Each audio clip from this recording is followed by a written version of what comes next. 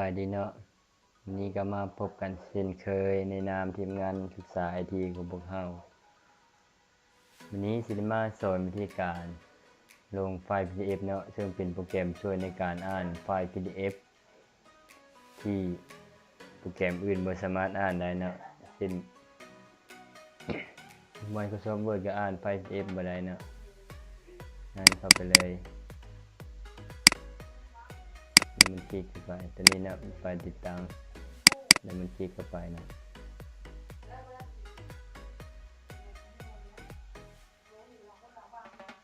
กด next กดยอมรับเงื่อนไขของมันนะซึ่ง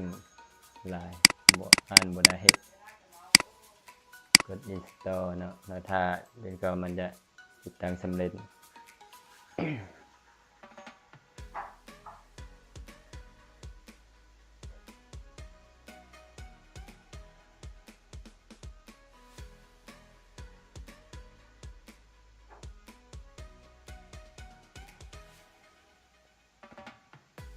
แล้วนะกดพินิจเลย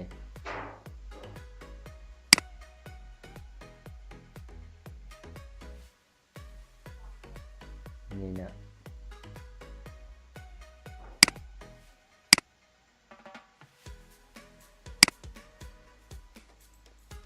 หรือว่าจะแคกก็มันคลิกเนี่ยมี2ไฟล์นะกด Activate เลยสำเร็จนะการแคกใช้แบบบ่มีอายุใช้จนกว่าจะลงวินใหม่พุ่นนะหรือว่าผู้ใดจะถอนนะก็จบเป็นเท่านี้นะวิดีโอนี้ก็ขอ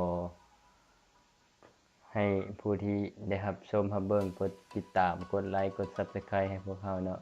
เพื่อเป็นกำลังใจในการเฮ็ดวิดีโอต่อๆไปถ้าว่าผู้ใดสนใจ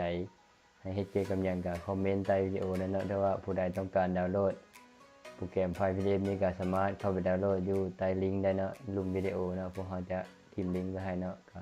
ขอขอบใจ